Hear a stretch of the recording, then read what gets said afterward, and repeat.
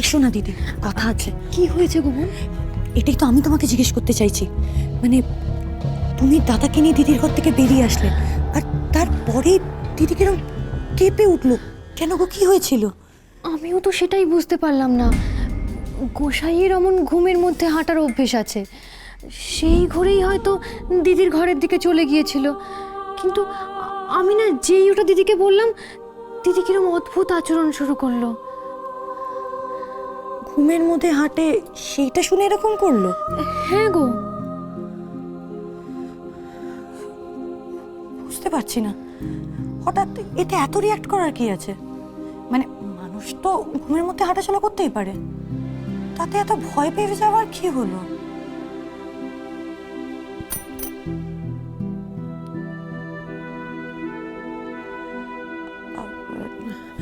দিদি ঠিক আছে, তুমি এখন যাও। আর বলছিলাম এই কথাটা না কাউকে বলার দরকার নেই, ঠিক আছে? আচ্ছা ঠিক আছে। আচ্ছা।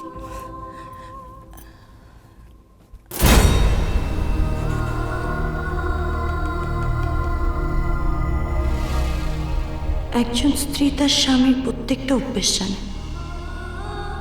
এতদিন পর্যন্ত বিশ্বাস করছিল না দাদাই ওনার স্বামী। আজ হাতে নাতে প্রমাণ পেয়ে গেছে। এই অগ্নিদেব বোস আদির দাদা।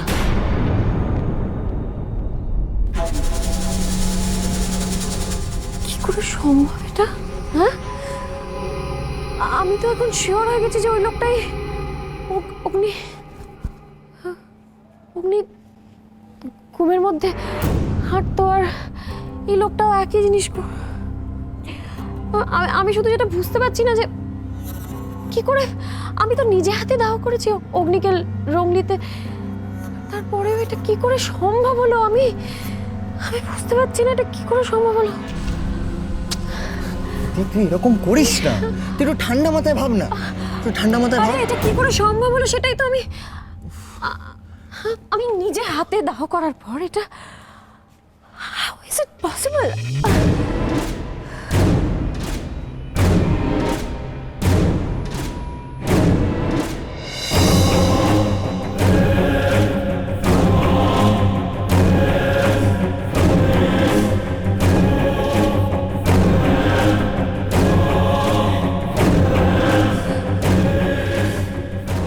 আচ্ছা দি, তুই আমার একটা কথা বল, তুই তুই তারপর কোথায় গেছিলিস? তারপর তো আমি চলে এসেছিলাম ওখান থেকে। আমি প্রচন্ড ঝড় বৃষ্টি হচ্ছিল, বুঝলি, প্রচন্ড ঝড় বৃষ্টি হচ্ছিল, ওখানে দাঁড়ানো যাচ্ছিল না এমন অবস্থা ছিল, তাই জন্য আমি ওখান থেকে চলে গিয়েছিলাম। তার মানে ওই সময়টা এমন কিছু একটা হয়েছে সেটা মিরাকল। হয়তো অগ্নিতা মরেনি অ্যাক্সিডেন্টে, এটাই হলো ভগবানের খেলা, বুঝলি দি, ভগবানের খেলা।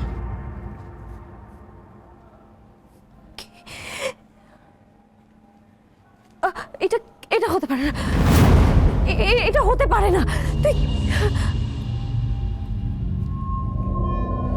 তাই হয়েছে দি, তাই হয়েছে। আমার মনে হয় বৃষ্টিতে চিতার আগুন নিভে গেছিল, আর ঠিক সেই সময় অগ্নিদার জ্ঞান ফিরেছে, রাইট?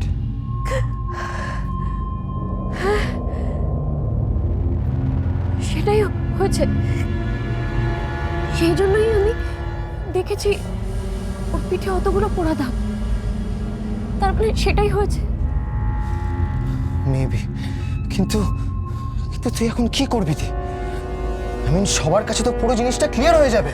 আই মিন ফিঙ্গারপ্রিন্ট দিয়ে এখন তো আরো প্রুভ হয়ে যাবে।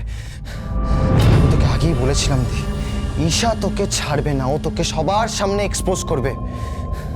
তুই তুই কি করবি এখন, কি করবি দি?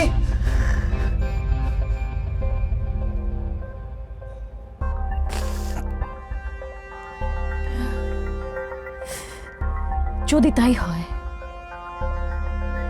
তাহলে আমিও ছাড়বো না। রাজেশ্বরী বোস হেরে যাওয়ার পাত্রী নয়।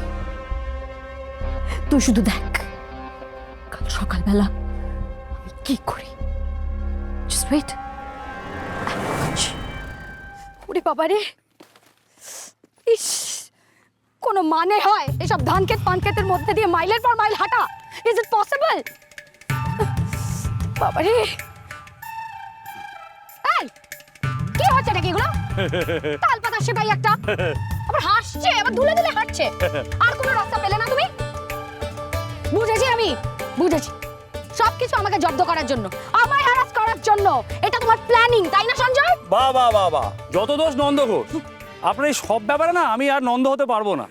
কি একটা ঢপের গাড়ি কিনেছেন, মাঝ রাস্তায় মাঝে মধ্যে খারাপ হয়ে যায়, আর আপনি আমার উপর চোটপাট করছেন। আহা, এই পথগুলো কে বাঁচলো? কি করবো, সোজা পথ দিয়ে যেতে গেলে আপনি যে স্পিডে হাঁটছেন তাতে সন্ধ্যে 7টা-8টা বেজে যেত। তাই জন্য এই শর্টকাট পথটা নিতে হলো। বুঝতে পারছেন, এখানে কিন্তু 7টা-8টা মানে অনেক রাত। কত কি বিপদ আছে বলুন তো। আবার বাজে অজুহাত। আচ্ছা, আপনি সমস্ত অজুহাত না খুঁজে এই এই সিচুয়েশনটা, এই মোমেন্টটাকে এনজয় করুন না। এই আলের উপর দিয়ে হেঁটে যাওয়া, এই ফুরফুরে হাওয়া, আহা।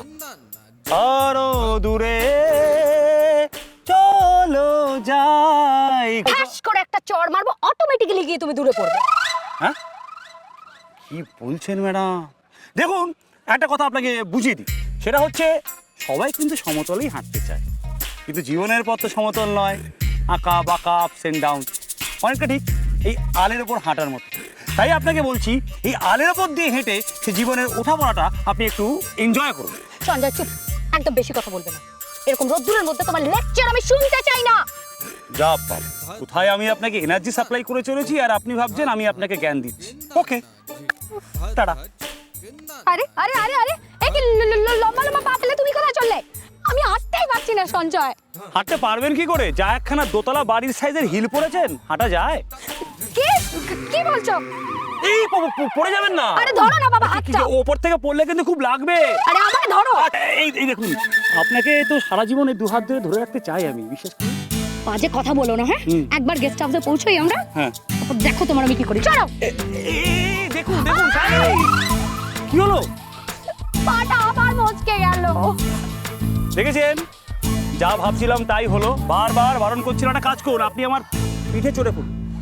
পিঠে পিঠে পিঠে পিঠে চলুন। বাজে কথা না বলে ব্যাগটা তো ধরতে পারো সঞ্জয়। ব্যাগ না, আমার গুরুজি আমাকে বলেছে মেয়েদেরকে নিজেদের বোঝা নিজেদেরই বইটা দিও সঞ্জয়। গরু একটা নিখোঁজ করেছে, ধরতে হবে না তোমাকে ব্যাগ। গরু দেখবেন সামনে কিন্তু অনেক গোবর পড়ে আছে, পা পিছলে পড়বেন না যেন। এরে আমি তো পড়ে যাচ্ছি। দাদা করেছিলাম। দাদা, এই পড়ে যাবে।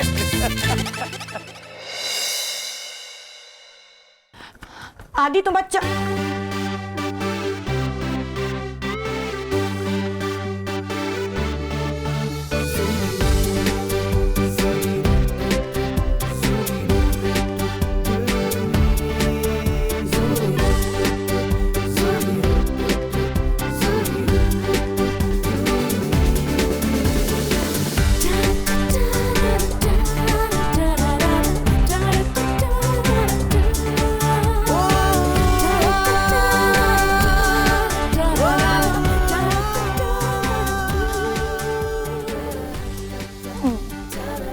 One, 2, 3.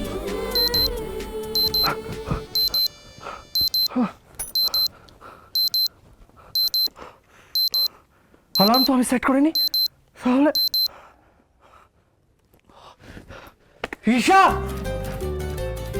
অ্যালার্ম কে সেট করেছে? Obviously আমি। কেন? কেন মানে? কটা বাজে দেখেছো? 10টা। তুমি ছাড়াই বাড়িতে সবাই উঠে পড়েছে। আর তুমি নাকি কথা দিয়েছিলে দিদিয়াকে, তুমি দাদার দায়িত্ব পালন করবে, দাদাকে দেখবে। হ্যাঁ।